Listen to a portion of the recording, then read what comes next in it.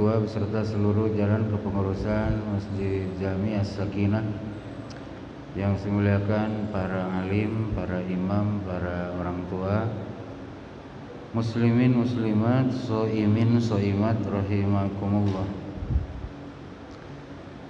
Mari terlebih dahulu kita memanjatkan puja-puji serta rasa syukur kehadirat Allah Azza wa Jalla yang telah memberikan kesempatan kepada kita untuk kembali bertatap muka pagi ini dalam keadaan sehat walafiat dan dalam keadaan baik ya, zahir dan batinnya. Zahirnya baik, bisa duduk Pak dengan tegak, itu zahirnya baik. Kalau kita ambeien tak bisa duduk, betul kan?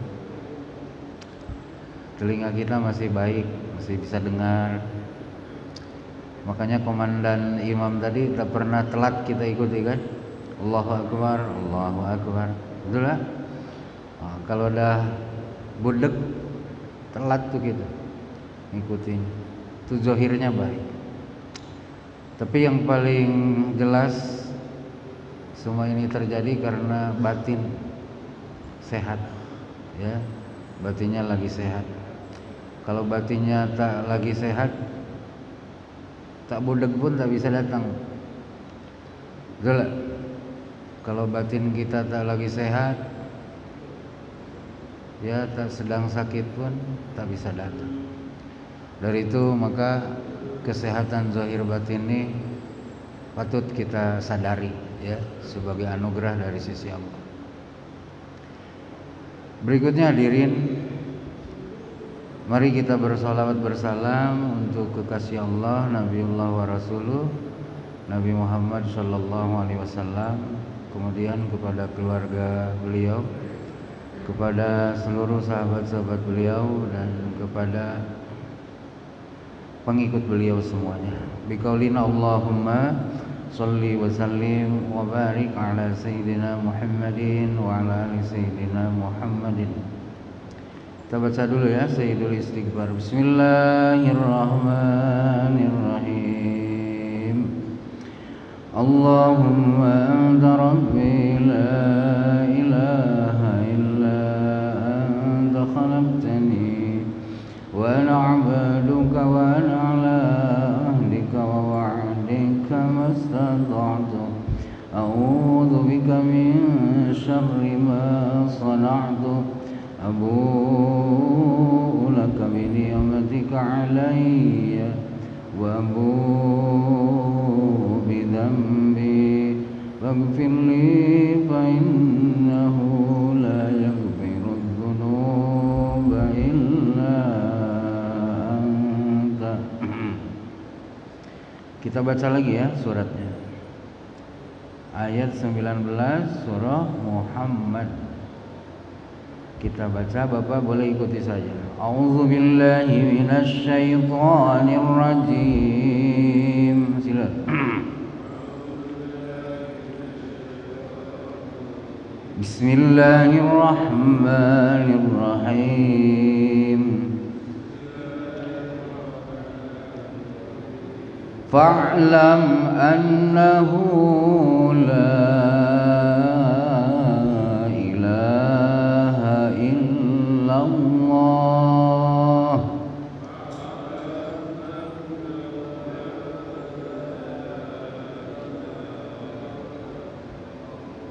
wastaghfir li dhanbika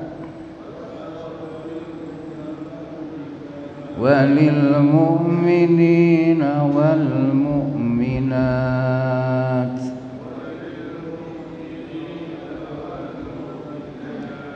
wallahu ya'lamu mutaqallabakum wa mathwaakum.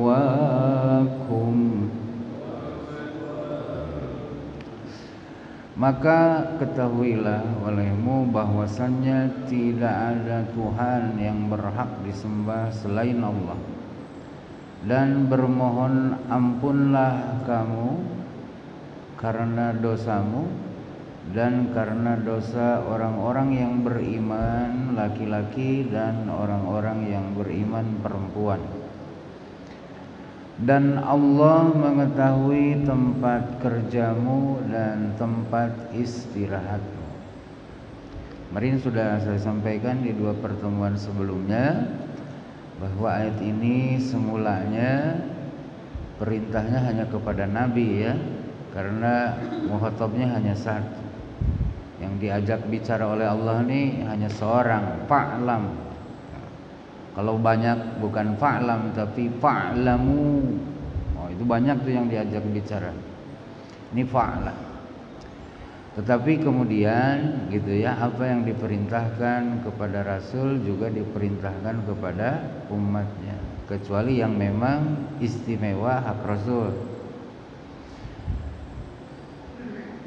Maka di sini kita pun terhitobi, berarti termasuk kita, bahwasanya tidak ada Tuhan selain Allah. Yang kedua, kamu harus meminta ampunan kepada Allah karena dosa yang telah engkau lakukan, dan juga kamu kudu meminta ampunan kepada Allah karena dosa yang dilakukan oleh orang-orang yang telah beriman. Kemudian pada kesempatan ini saya ingin sampaikan bahwa Allah tuh setelah kita beriman sangat-sangat ridho terhadap kita kalau kita mau meminta ampunan kepada Allah. Ya, mau meminta ampunan kepada Allah.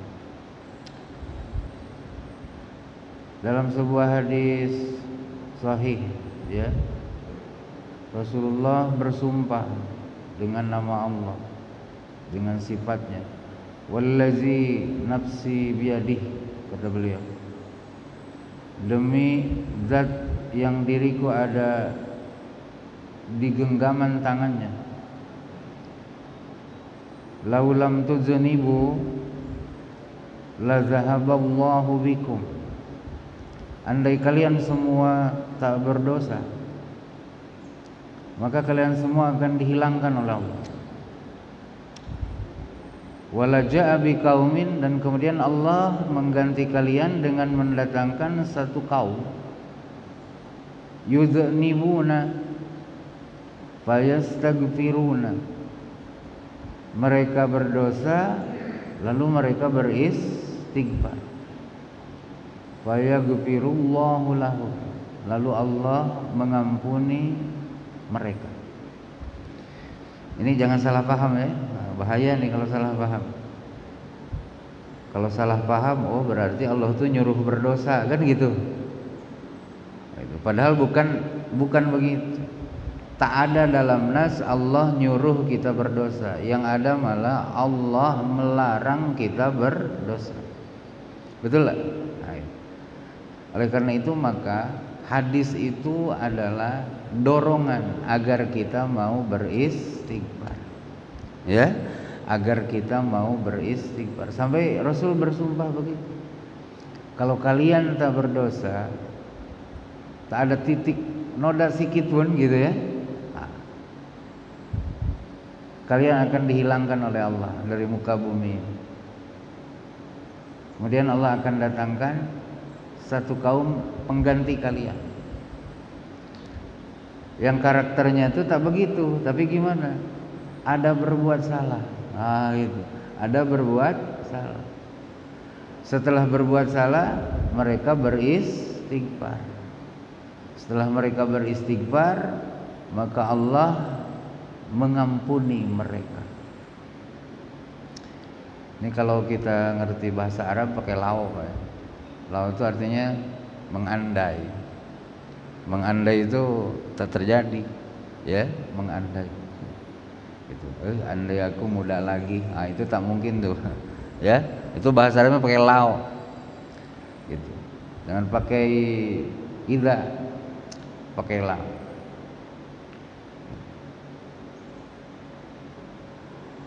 Sampai-sampai, gitu kan, dalam hadis tersebut disebutkan sebegitu berharganya istighfar, ya, sebegitu berharganya istighfar. Sehingga andai ada orang tak ada orang tak ada lagi makhluk yang beristighfar karena merasa tak punya dosa, gitu kan? Akan dihabisi oleh Allah makhluk macam itu, ya, akan dihabisi makhluk macam itu lalu akan digantikan makhluk jenis lain, tapi masih manusia juga, gitu, dengan karakter berbuat salah kemudian beristighfar. Berikutnya hadis itu juga ngasih tahu dengan kita bahwa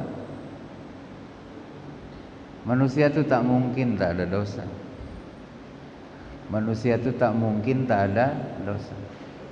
Kita tiap detik duduk dalam masjid pun, betul lah, makan tak keluar, dianterin orang gitu kan,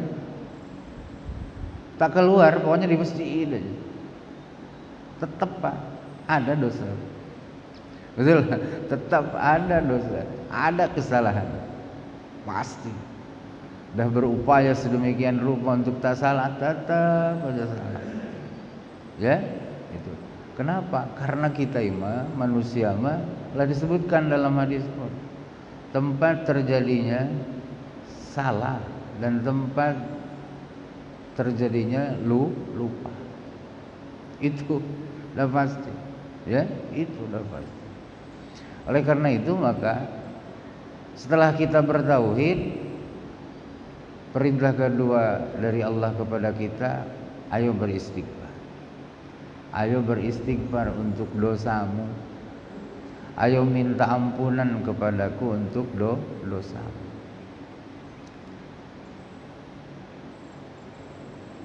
Sayyidah Aisyah radhiyallahu taala anha pernah bertanya kepada Rasulullah sallallahu alaihi wasallam. Sayyidah Aisyah ini istri Rasul. Wahai Rasulullah, andai saya dipertemukan dengan malam Lailatul Qadar. Tuh, kalau orang sudah mau mencari Lailatul Qadar tuh Pak, oh itu kadar imannya luar biasa tuh, betul ya? Kalau misalnya Bapak tertarik lah gitu ya, tertarik dengan mencari Lailatul Qadar, oh itu iman kita tuh lagi di puncak betul. Lalu apa yang semestinya saya mintakan kepada Allah saat Lailatul Qadar itu saya temukan? Itulah kurang lebih ya hadis. Apa jawaban baginda Rasulullah? Quli, nah, katakan olehmu wahai Aisyah,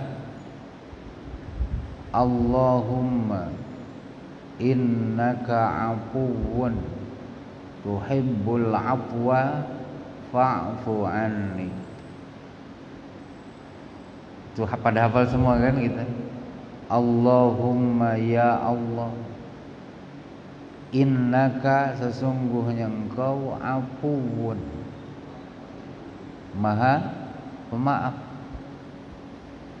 fa'fu anni, dari itu berkenan engkau memaafkan kesalahan-kesalahan saya. Ini yang direkomendasikan oleh Rasul. Bukan berarti berdoa dengan yang lain tak boleh, bukan. Ya, bukan berarti begitu. Bapak silahkan mau berdoa apa, betul lah. Mau membaca apa, mau membaca Quran atau mau sholat, ya. Tapi kalau Bapak mau mengikuti jawaban Rasul atau istrinya, nah yang diprioritaskan ya saat Lailatul Qadar tuh, Lailatul Qadar tuh kalau berdoa kan mustajab, gitu kan Pak?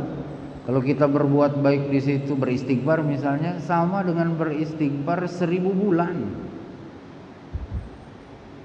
Misalnya kita waktu turun Lailatul Qadar itu pas lagi ngucap Allahumma innaka afuwun tuhibbul afwa fa'fu anni.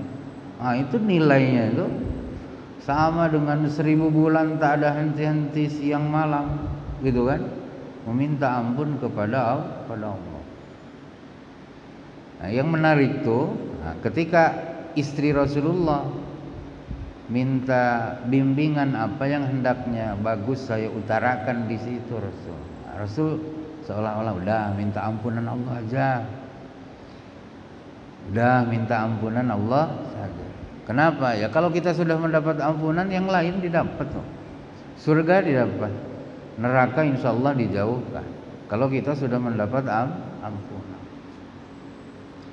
Paham ya? Nah gitu. Yuk bareng lah. Mudah-mudahan Lailatul Qadar pas sekarang.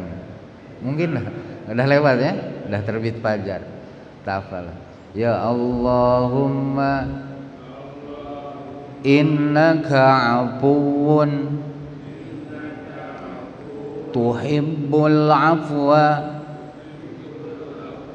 fa'fu anni.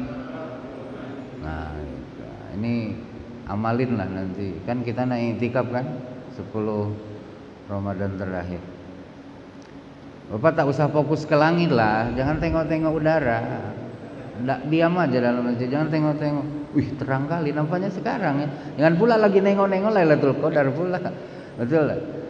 Itu lagi nengok apa? Kan tak ada perintah nengok-nengok langit kan? Duduk aja di masjid i'tikaf, karena batal i'tikaf tuh Pak kalau hanya nengok langit. Kecuali Bapak nak pipis, nak buang air besar gitu kan, atau lapar nak makan boleh lah. Tapi kalau hanya untuk nengok langit, jangan-jangan sekarang itu batal i'tikafnya. Ya. Itu. Jadi yang direkomendasikan oleh Rasul kepada istri beliau Sayyidah Aisyah, kalau kita mau tiru bagus tuh Pak ya, karena itu sabda Rasul kan. Berarti saran Rasul tuh itu yang terbaik. Prioritaskan kalau ketemu Lailatul Qadar tuh kamu minta ampunan Allah Tuhan. Berikutnya Pak, di surah Al Imran ayat 190 sampai ujung lah ya. Di situ diutarakan bahwa orang semakin bertauhid, gitu ya. Orang semakin bertauhid itu artinya orang semakin tahu kemahabesaran Allah, semakin mengerti kemahaagungan Allah, semakin mengerti kemahasempurnaan Allah. Maka yang ada di hati dan terungkap dengan lisan itu adalah kesadaran akan kemahahebatan Dia dan kekerdilan dirinya. Paham ya? Jadi makin sadar Allah Maha Hebat, kemudian dia menyadari dirinya sangat kerdil gitu. Sehingga ketika dia merasakan itu, yang terungkap dari lisan sebagai cetusan hatinya itu apa? Bermohon jangan sampai tidak diampuni. Gitu. Bermohon jangan sampai dimasukkan dalam azab. Bermohon dengan sangat, ya Allah, tutupi. Padahal dia sudah nyatain di iman. Itu dalam keadaan dia di puncak kehambaannya. Gitu kan? Di puncak kehambaan. Bukan dalam keadaan dia berlumuran dosa, bukan. Coba baca ayatnya.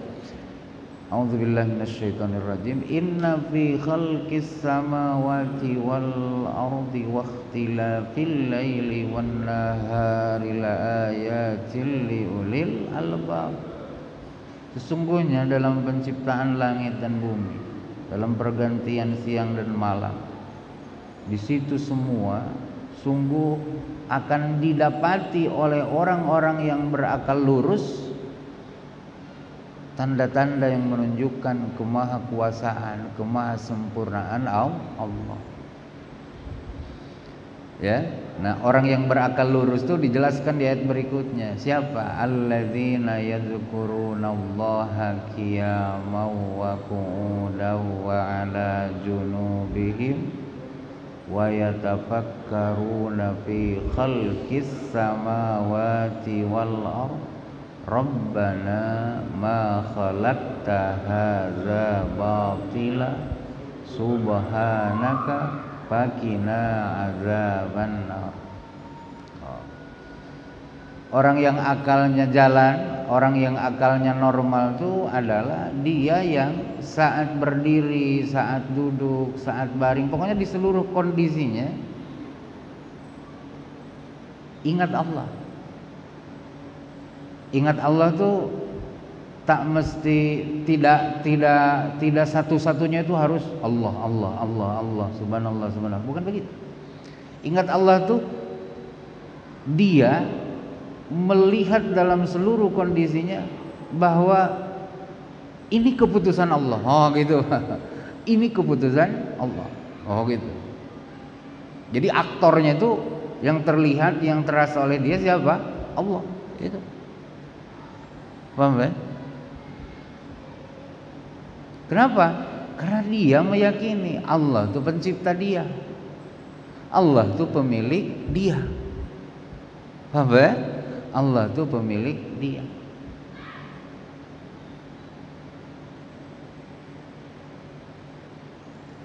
Contoh ginilah, kita nih jadi supir itu ya supir, tahu supir. Mobil itu punya orang, kita harus setor sehari 500. Kalau si supir itu ingat ini mobil tuh punya orang, betul lah. Saat megang setir, betul lah. Dia merasa ini mobilnya atau mobil orang? Mobil orang. Paham ya? Kenapa dia boleh duduk di depan megang setir itu? Karena yang punya mobil ngasih izin, betul? Maka akan terus timbul dari situ konsekuensi banyak, Pak. Oh ini mobil orang nih, hati-hati nih, gitu kan, kena ganti nanti kalau tak hati-hati, gitu kan? Kenapa? Dia sadar ini mobil mobil orang. Paham Pak? Nah, kita nih milik Allah. Kendali kita tuh bukan di kita, tapi di Allah. Ngerti ya? Jadi apa yang di langit terlihat oleh dia, awan bergeser ke sana, betul lah. Nah, dia meyakini ini dikendalikan oleh Allah. Yang menggesernya adalah kehendak. Paham ya? Kita sekarang sehat. Ketika dia sadar Allah yang memiliki dia, maka dia menyadari, sadar ini adalah sehatnya dia itu disadari sebagai pengaturan. Lepas itu sakit, dia ingat lagi yang memutuskan dia sakit itu pemiliknya. Nah itu al-akil tuh, orang berakal tuh gitu. Paham ya? Maka ada ulama yang menyebut, di antaranya Ibnu Athaillah yang pernah saya baca, al-akil man yakul ma fa'ala rabbi madza fa'alallahu bi. Orang berakal akan berkata, perkataannya begini, apa yang akan Allah lakukan kepadaku. Ulang, bimada fa'alallahu bi, apa yang akan Allah lakukan kepada. Kenapa dia disebut sebagai orang berakal? Itu sebagai kata-kata orang berakal. Karena orang berakal sadar betul dia dalam kepemilikan Allah. Paham Pak? Dia dimiliki oleh Allah. Jadi apa yang dia perbuat adalah keputusan. Ngerti enggak? Nyambung belum? Ya, harus nyambung dulu. Supaya mengerti kesalahan orang gofil. Sementara orang yang lalai ngomongnya bukan begitu. Wal ghafil man yakul. Mada af'alu. Orang yang lalai, orang yang tak sadar dirinya dimiliki Allah, dia akan ngomong, apa yang akan aku lakukan? Apa yang akan aku lakukan? Beda toh? Kalau di apa yang akan aku lakukan, aku sebagai apa?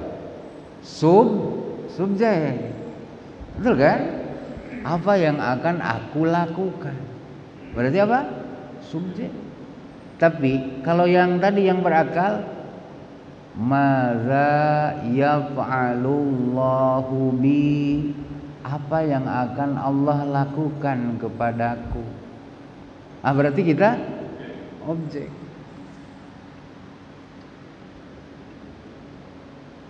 Betul kan? Nah, sekarang pertanyaannya, kita nih subjek di alam raya ini apa objek?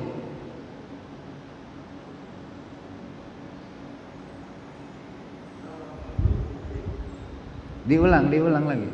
Kita nih di alam raya nih objek atau subjek? Subjek ya.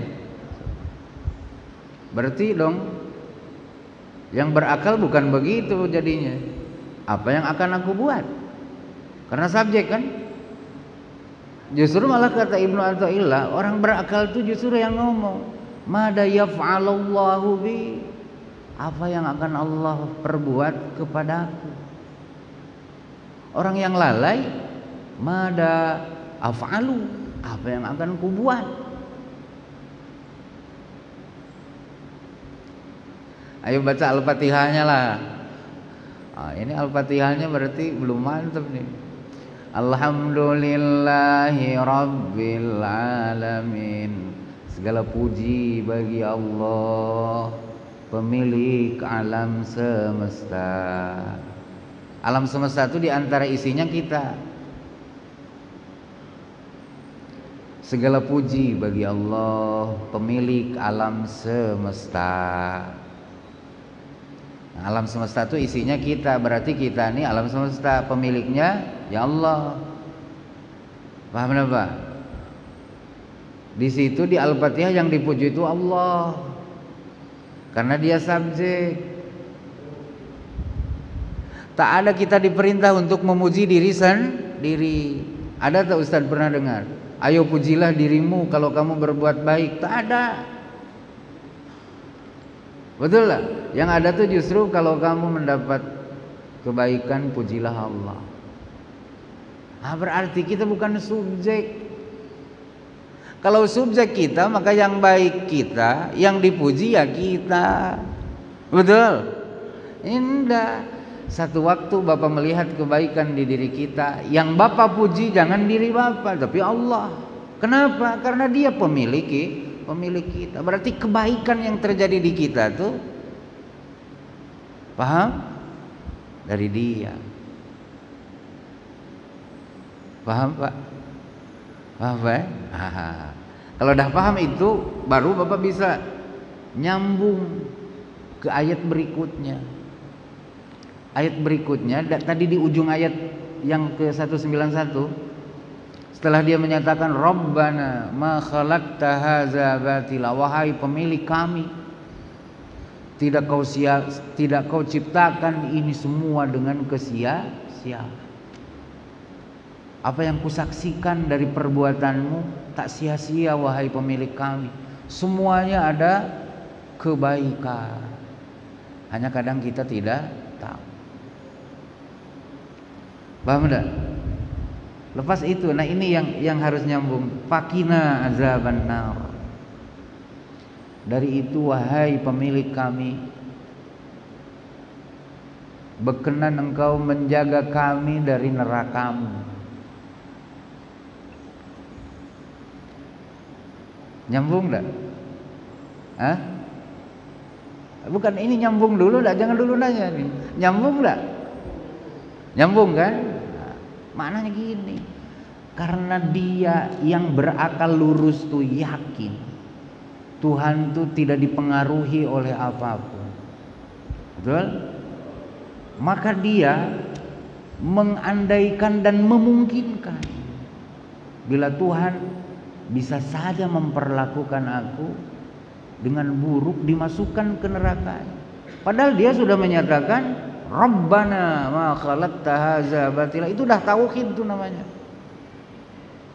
Tapi dia, aduh aku nih hamba, keputusanku bukan di imanku, tapi keputusanku di kehendaknya. Boleh saja dia memasukkan aku ke dalam nerakanya. Maka dia segera bermohon, ya Allah tolong jangan masukkan kami ke dalam neraka.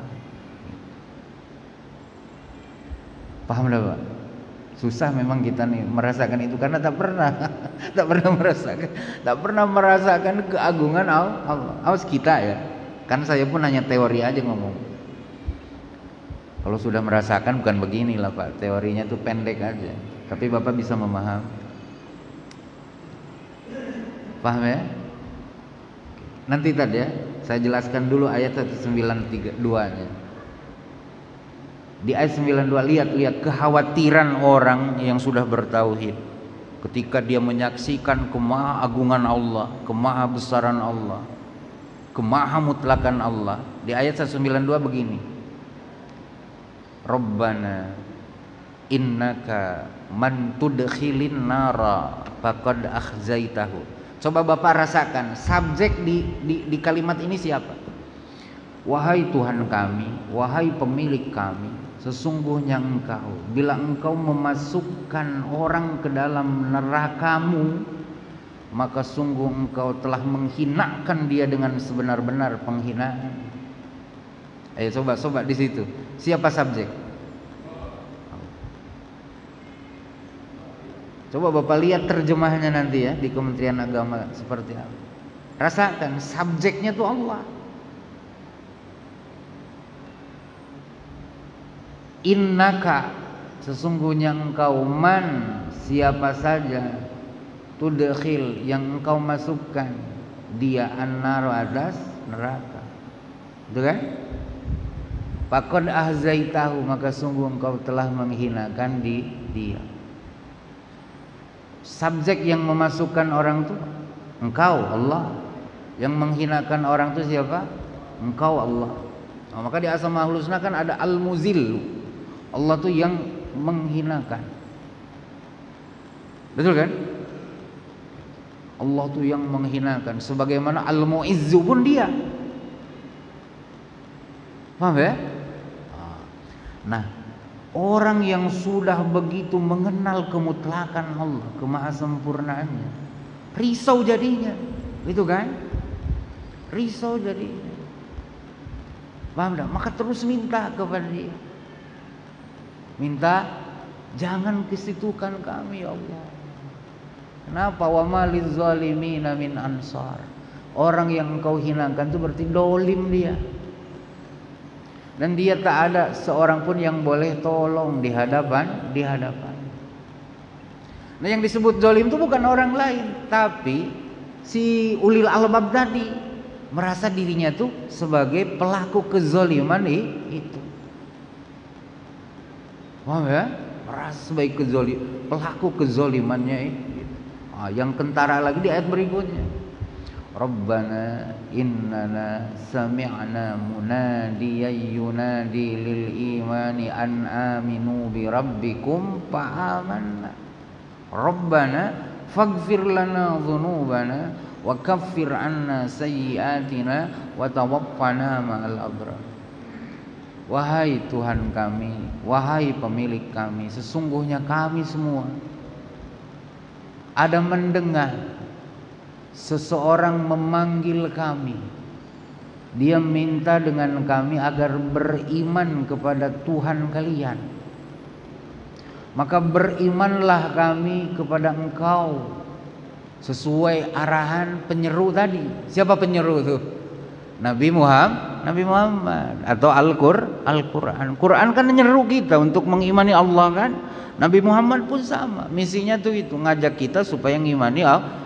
Nah, kita memenuhi seruan Nabi, memenuhi seruan Quran. Kami beriman ya Allah. Tapi coba lihat berikutnya apa?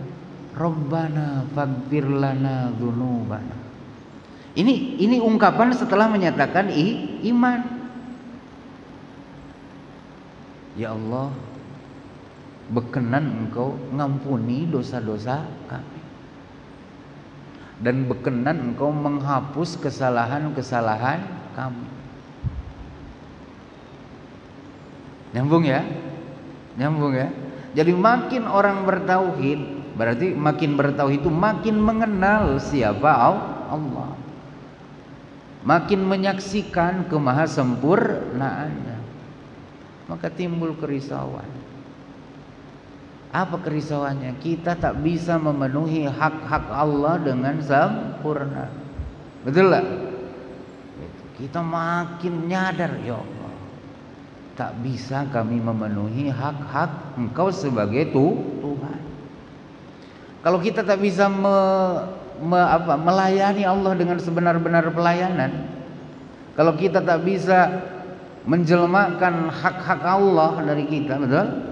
Itu kan berarti keliru kita, salah, betul lah? Tak sempurna, tak baik, betul lah? Tak baik. Maka apa yang diharapkan? Berkenan Engkau ngampuni dosa-dosa kami itu, berkenan Engkau menghapus kesalahan-kesalahan kami itu. Paham Pak ya? Nah, itu. Jadi orang tuh makin bertauhid bukan makin pede gitu. Tak perlu istighfar lagi, aku udah dekat dengan Allah tuh. Tak ada kata-kata itu. Paham Pak ya? Makin mengenal Allah tuh makin risau, betul lah? Makin risau. Maka dalam firman kan ada disebut, innama yakhshallaha min ibadihil ulama'u. Ulama tuh jangan kita terjemahin ulama, karena ada majelis ulama kan, takutnya ke sana bapak larinya. Ulama tuh jama dari alim. Alim tuh artinya orang yang tahu. Ulama tuh orang-orang yang ngerti, ya. Yang segan oleh Allah tuh gitu, segan lah, takut di situ. Yang segan oleh Allah tuh hanyalah orang-orang yang punya pengetahuan tentang Allah. Nah, ciri orang segan tuh gitu Pak. Ciri orang naro ta'zim tuh dia banyak minta maaf. Dia banyak minta maaf.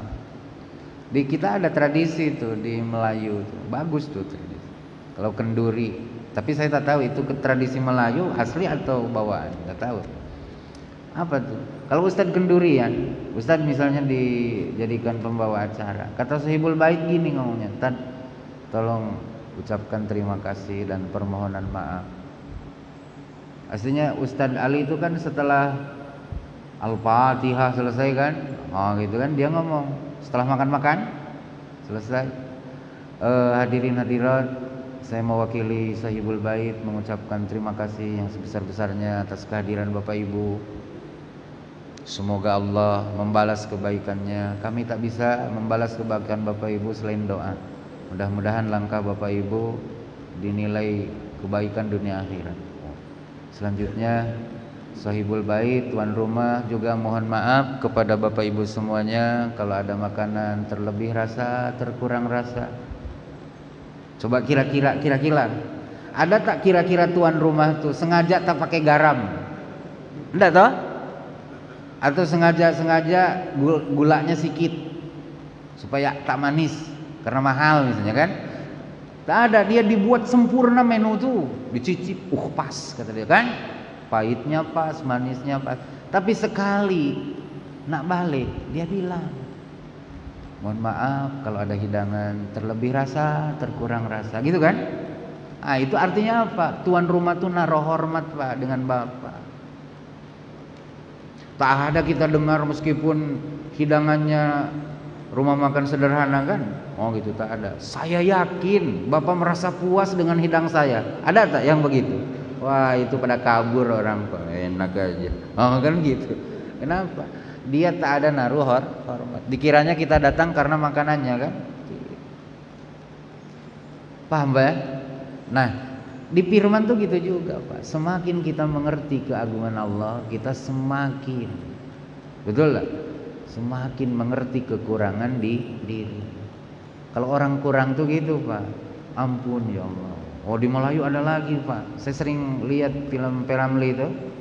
Kalau cerita-cerita kerajaan tuh kan, apa tuh Tuan? Sebelum ada raja tuh apa dia? Ampun Tuan hamba, gitu kan? Ampun Tuan hamba ya. Ampun Tuanku. Itu Pak Ustaz Ali paham tuh. Padahal dia tuh tak ada buat salah Pak, hanya nak lapor, betul lah. Ada kejadian membahagiakan bla bla bla. Nah, sebelum itu diutarakan, dia ngadep ke Tuan Raja tuh, ampun Tuanku. Ampun tuh kan mungkin sama bahasa Melayu dengan bahasa Indonesia kan, ampun tuh kan ya ampun itu. Takut dia cara datang tak berkenan di mata raja, takut dia cara berucap tak berkenan di pendengaran raja. Maka dimukodimahi dulu laporannya tuh, ampun Tuan hamba. Ini Pak ajaran yang harus kita ambil. Paham ya? Nah gitu. Jangan merasa perfect, wong kita manusia kok. Masa manusia perfect? Merasa pede betul, tak adalah kurang aku. Hancur Pak kalau kayak gitu. Betul lah. Udah sempurna bagaimanapun kita punya ikhtiar, tetap Pak namanya hamba mah tak bisa. Maka dalam perjalanan para nabi dan para rasul banyak kejadian yang terbalik. Apa tuh? Perang Badar sikit orang, musuh banyak, menang. Betul lah. Kita bawa senjata sikit, bawa kendaraan sikit, sehingga sahabat tuh komentarnya bukan nak perang, nak setor nyawa. Betul lah, nak setor nyawa. Bukan disebut perang, tapi menang Pak, telak menangnya gitu. Betul lah, telak. Di perang Uhud, kita bawa tentara lebih banyak dari perang Badar, perlengkapan lebih lengkap. Sekali nak menang tinggal selangkah lagi kalah di luar. Gitulah ya, hampir kalah di luar. Betul lah. Itu untuk mempertontonkan kepada kita. Itu kan perjalanan Rasul, betul? Untuk mempertontonkan kepada kita bahwa yang punya skenario itu bukan kamu. Yang punya skenario itu bukan kamu. Yang memiliki dirimu itu bukan kamu, tapi aku, kata Allah. Aku boleh berbuat sesuai dengan apa yang aku kehendaki. Kamu sikit, tapi kalau aku mau menang kamu. Paham Pak ya? Maka jangan pernah pesimis ketika seorang diri, dan jangan pernah arogan ketika kita menjadi mayoritas. Itu tauhid tuh gitu, melahirkan sikap itu Pak. Ketika kita seorang tetap melangkah pasti. Kenapa? Karena kita di atas hak, Tuhan menyertai.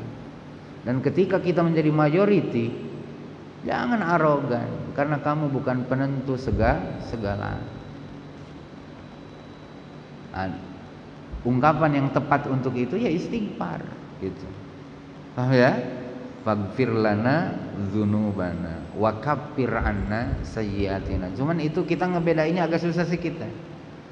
Berkenan engkau mengampuni dosa kami, dan berkenan engkau menghapus kesalahan kami. Betul lah? Kan gitu. Jadi kata para ulama, yang salah satu penafsirannya gini, kalau faghfir lana dzunubana itu gini katanya tadi, ya Allah, berkenan engkau mengampuni dosa kami, dalam pengertian jangan engkau buka kesalahan saya sehingga orang-orang, makhluk-makhluk tuh tahu saya bersalah. Malu saya, ya Allah. Kan gini Ustaz ya, pernah dengarkan hadis bahwa kita nih misalnya nih, nauzubillah, saya nih maling, korupsi. Nanti saya tuh akan dipanggil dari kelompok orang itu, Rustam yang korupsi.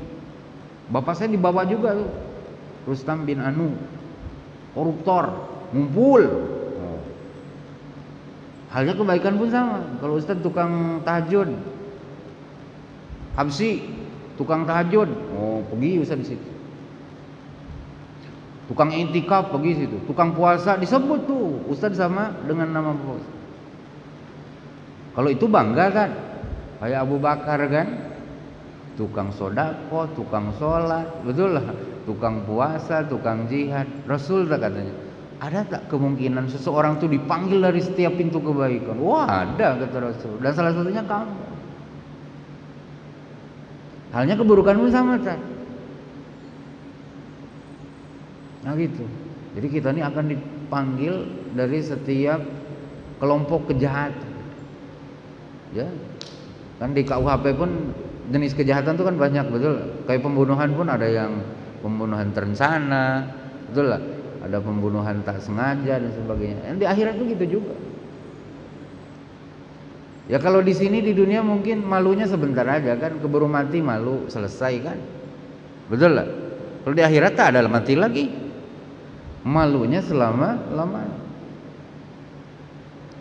Paham ya? Malunya selama-lamanya.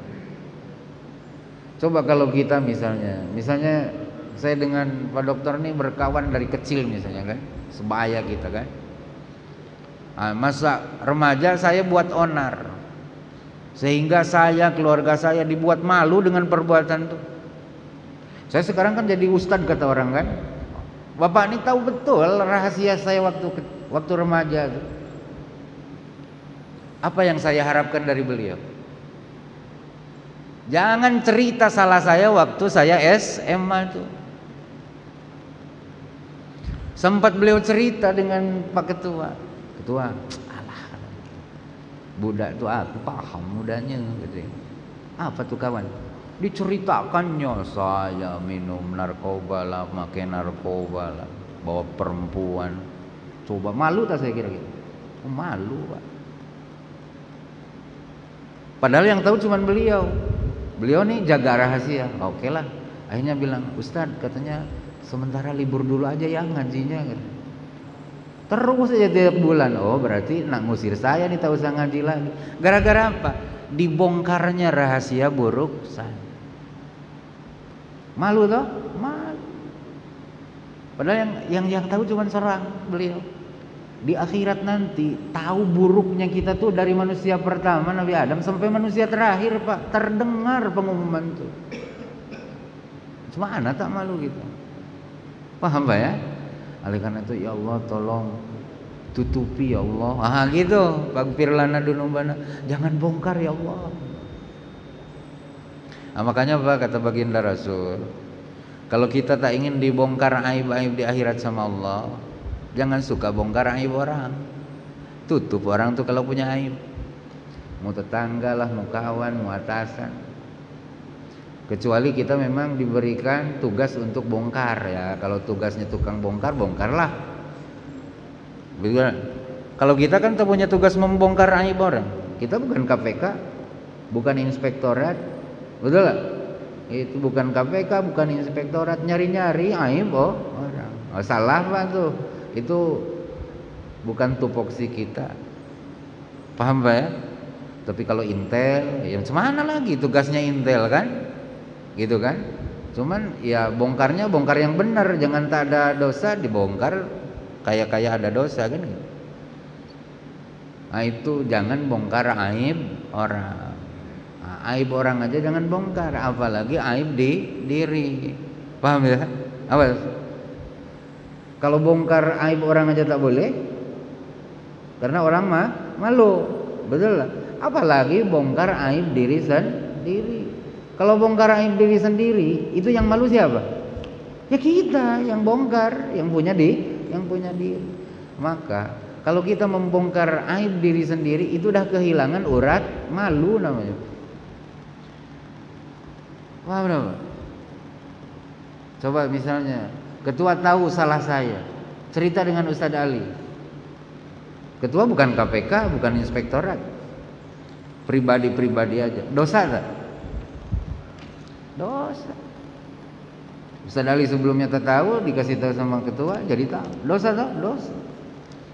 Terus sekarang kata ketua, atas nama kejujuran, ketua bongkar aib sendiri.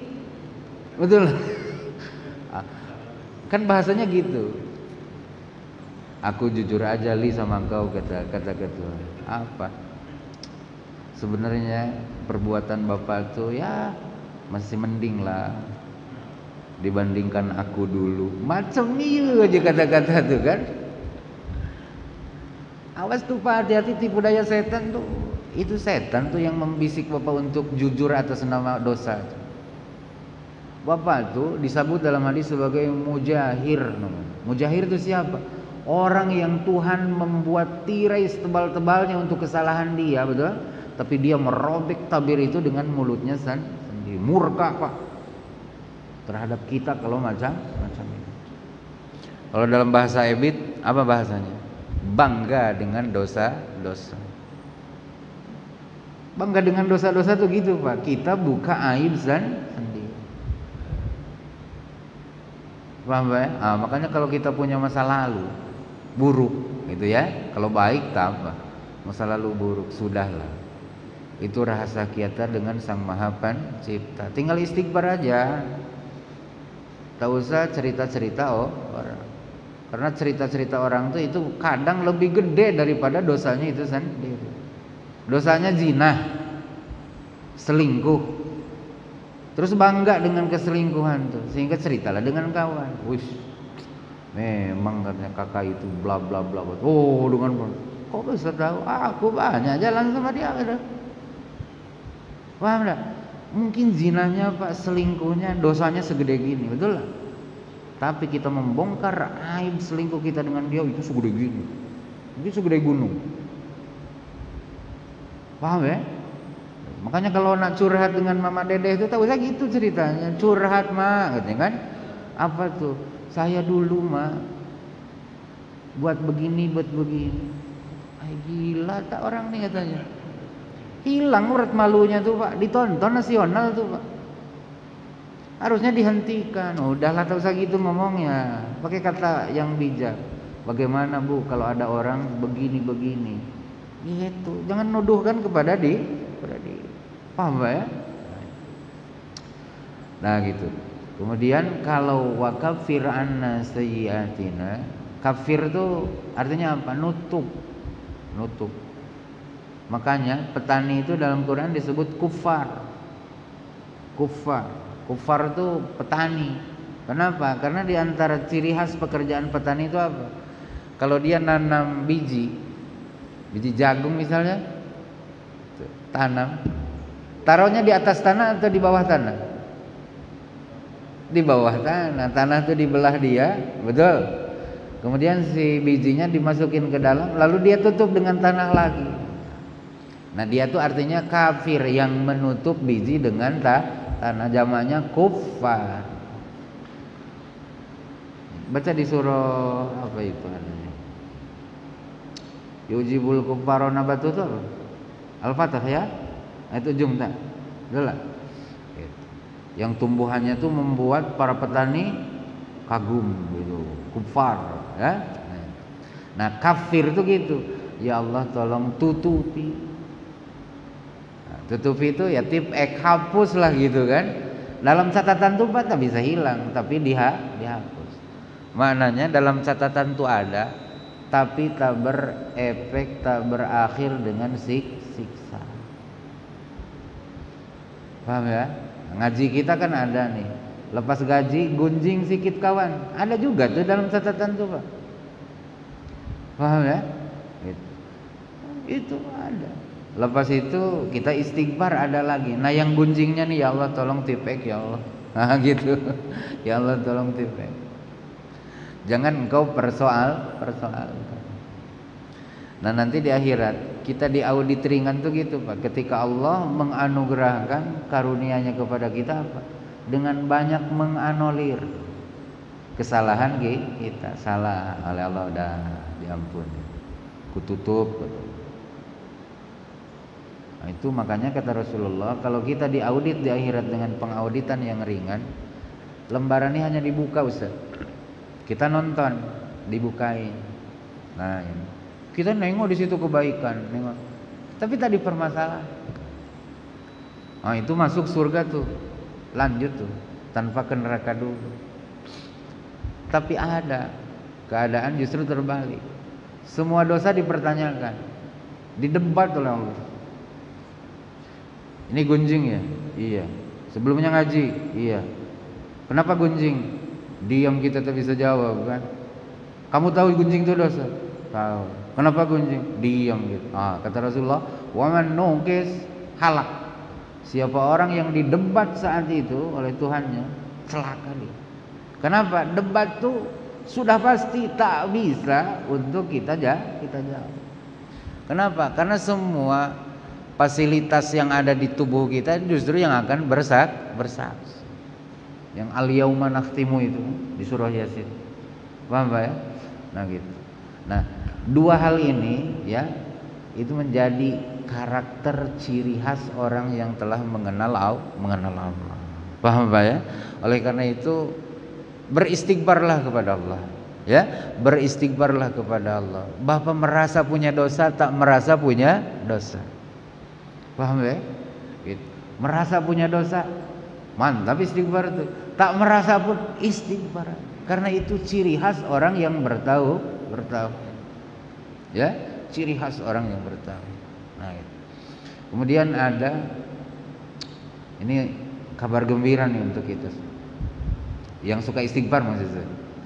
Ada perkataan sebagian ulama hikmah. Kata beliau begini, "Ma waffaqaka bid-du'a illa liyu'tiyaka." Itu bahasa. Ma waffaqaka bid-du'a illa liyu'tiyaka. Tidaklah Allah membantu engkau untuk mudah berdoa kepadanya, meminta kepadanya, melainkan karena Dia nak kasih itu yang kamu minta kepada engkau. Coba di istighfar apa yang kita minta dari Allah? Ampunan. Jadi kalau Bapak mudah baca ampunan, mudah beristighfar, itu maknanya apa? Allah nak kasih ampunan. Allah nak kasih ampunan. Paham tak? Kesandung astagfirullah kata kita kan, nah itu berarti Allah nak kasih ampun. Balik sholat, astagfirullahaladzim, betul? Nah itu artinya Allah nak ngasih ampunan. Dari mana kita tahu? Begitu mudah lisan ini mengungkapkan kata-kata itu. Paham Pak ya? Nah, aduh Pak, dah lebih nih, jam 6:20 ya. Dah saya rasa cukup. Masih ada kan satu pertemuan lagi? Karena yang terujung tuh itu yang paling penting. Wallahu ya'lamu mutaqallabukum wa maswaakum. Nah itu perintah tapi tak nampak perintah. Ya, insyaallah nanti di pertemuan berikutnya. Mudah-mudahan Allah ngampuni kita semua. Amin ya rabbal. Subhanakallahumma bihamdik asyhadu an la ilaha illa anta astaghfiruka wa atubu ilaik.